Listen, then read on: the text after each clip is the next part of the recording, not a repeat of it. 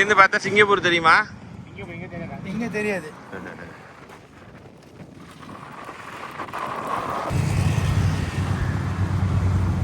பெரிய தீவை ஒட்டி உள்ள நிறைய சின்ன தீவுகள்.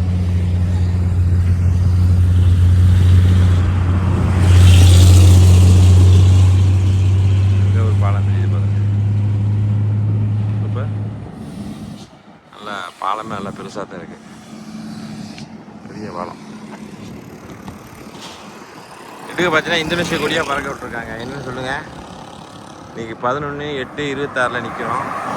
17ஆம் தேதி நேரடி சுதந்திர தினம் இந்தோனேஷியாவுக்கு. அதான் நெடுக கொடி பறக்குது. 17ஆம் தேதி இடிங்க சேர்த்து. கிளப்பாமூட்டா எங்கே டூரிஸ்ட் பிளேஸ்க்கு போனாலும் இளநீ இருக்குது. அது ஒன்று எனக்கு பிடிச்ச விஷயம். பரேலாங் பிரிட்ஜ் கொஞ்சம் முன்னாடி பார்த்தோம்ல, அது அந்த வியூ. அங்கேருந்து பாலத்திலேருந்து இது ஒரு வியூ. ஸ்டேடியம்லாம் இருந்திருக்கு பாருங்க. ஸ்டேடியம் நிகழ்ச்சி நடக்க அங்கே முன்னாடி மக்கள் இருந்து பார்க்கலாம். இப்போ எல்லாம் இப்படி கிடக்கு, என்ன கணக்குன்னு தெரியல. நான் பார்த்தாமல எங்கே போனாலும் கூலிங் கிளாஸ் வைக்கிறாங்க. எதையும் மறந்துட்டு வந்துட்டோமேன்னு நம்ம யோசிக்க வேண்டியதில்லை. காசு மட்டும் கொண்டு வந்தீங்கன்னா போதும், எல்லாம் வாங்கலாம். அப்போதே பார்த்தோமே இன்னொரு பாலம், அது நம்ம நின்று படம் எடுத்தது.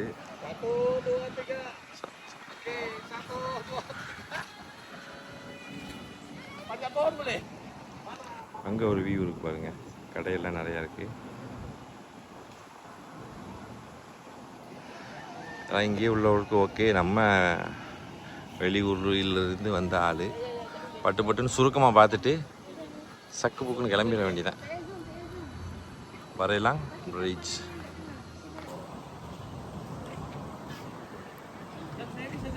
சூப்பராக இருக்கா? நல்ல வியூங்க. நல்ல காற்று கப்பக்கூட நட்டிக்குது. கட்டியில் போட்டு தூங்கினா படக்குன்னு தூக்கம் வராதவங்களுக்கு கூட தூக்கம் வந்துடும். தூக்கம் மாத்திரை போட்டால் தான் தூக்கம் வருங்கிற ஆட்கள்லாம் இருக்கால, அவளுகளை கூட கொண்டு வந்தீங்கன்னா இந்த காற்றுக்கு தூங்கிடுவாப்புல. அதான் இயற்கை. சரிதா?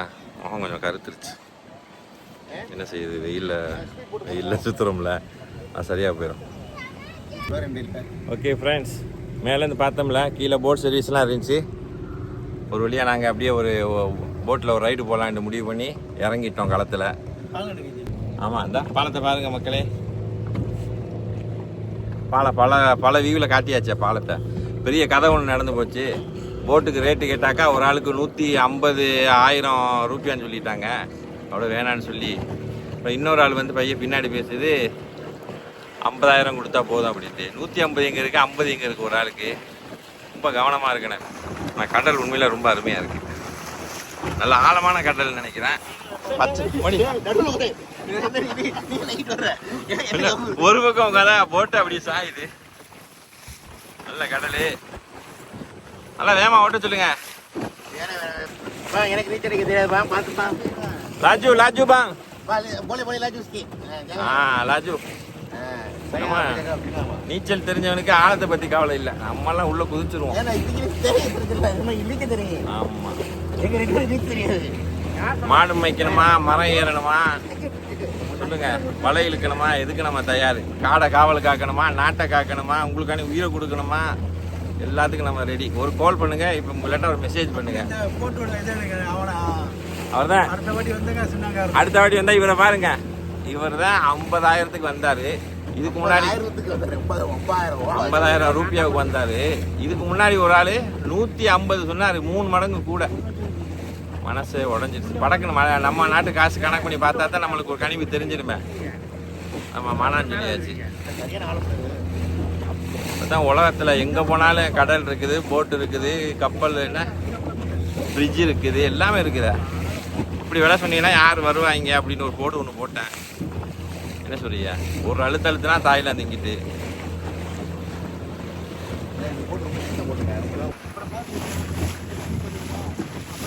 வீடெலாம் தெரியுதா? அங்கே எதிர்த்தாப்புல ஒரு தீவு, இது ஒரு தீவு.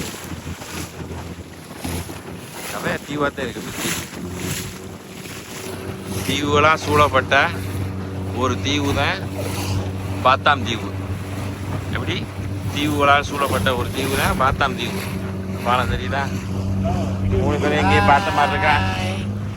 3 பேரையும் பார்த்தீங்களா? இவர் யார் தான்? இவன் கேரளா சூப்பர் ஸ்டார் மம்முட்டி, மம்மது குட்டி. எல்லாரும் நல்லா சொல்லும் உண்டோ? உண்டு உண்டு. நம்மதான். இவர் தான் வில்லன் சத்யராஜ்.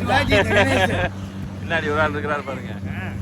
அவர் பயங்கரமான ஆள். எல்லாம் பார்க்க அப்பாவி மாதிரி இருப்பாரு, ரொம்ப நல்ல ஒரு மாதிரி இருப்பாரு. அங்க இருந்து நம்ம இப்ப எங்க வந்துட்டோம் பாருங்க. இது ஒரு தீவு.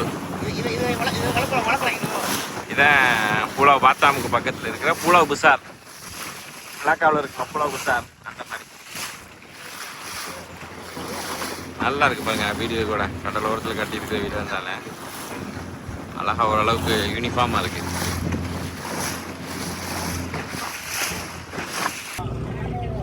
பாருங்க, நம்ம இதுவே ஒரு தீவு. தீவுக்கு நடுவில் ஒரு பள்ளிவாசல் இருக்கு பாருங்க. அதான் இந்தோனேசியா. இதுதான் மனசில் வச்சுக்கோங்க. இந்தோனேசியா உலகத்திலேயே அதிகமாக பள்ளிவாசல் உள்ள ஒரு நாடு எதுனா அது இந்தோனேசியா தான். 1 கிலோமீட்டருக்கு 5 பள்ளிவாசல் இருக்கும். இந்த இருக்கு நம்ம வந்த இடம்.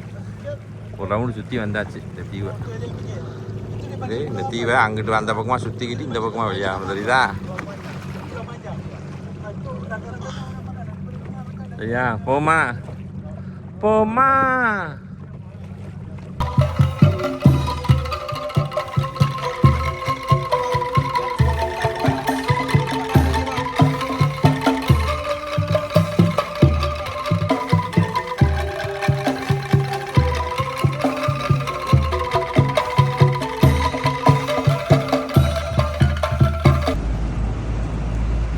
ரொம்ப சின்ன பள்ளி தான் பாருங்க. 5 சப்பு தான். 5 சப்பு தான் இருக்கு.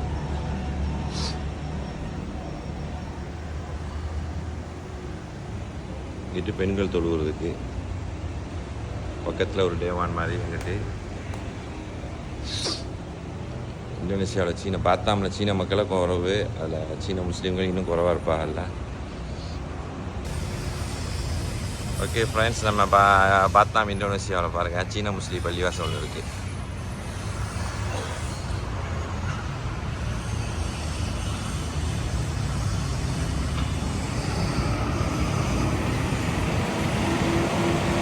Masjid Muhammad Cengho Batam. அங்கே கொஞ்சம் மண்டபம் மாதிரி ஏதாவது நிகழ்ச்சி இது நடக்கும். இது நம்ம தொழுகிற இடம் பள்ளிவாசல்.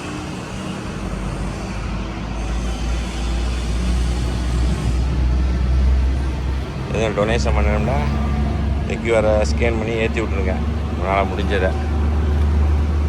மஸ்ஜித் செங்ஹூ டி ரஸ்மிகான் 2015 தான் கட்டியிருக்காங்க. ஓகேயா? பாத்தாம் வந்தால் மிஸ் பண்ணாமல் வந்து இதையும் பாருங்கள். ரொம்ப சின்ன பள்ளி தான் ஃப்ரெண்ட்ஸ்.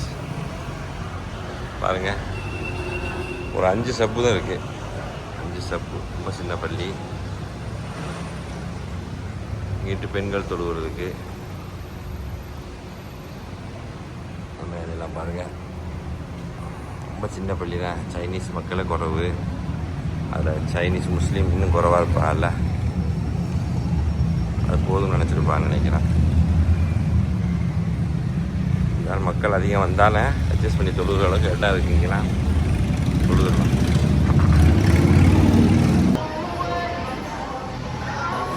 ஃப்ரெண்ட்ஸ், டிசி மால் வந்திருந்தோம் பாத்தாம் தாய்லாந்து. இங்கே பாருங்கள், நான் வண்டி நம்ம பைக்கு ஹிமாலயன் எப்படி நிற்கிது பாருங்கள். புது மாடலு பயங்கர கெத்தாக இருக்குது பாருங்கள். ஸ்போர்ட் லைட்லாம் போட்டு சைட் பேக்கு,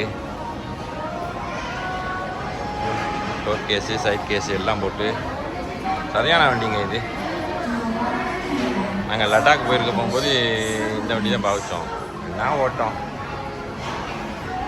இந்த ரோட்டில் அந்த ஓட்டம் ஓடுது குண்டுகுழியில். எங்க இந்தோனேசியாவில் நிற்கிது பாருங்கள் ஹிமாலயன். பார்த்தோன்னே தூக்குற மாதிரி தான் இருக்குது. அவ்வளோ அழகாக லுக்காக இருக்குது.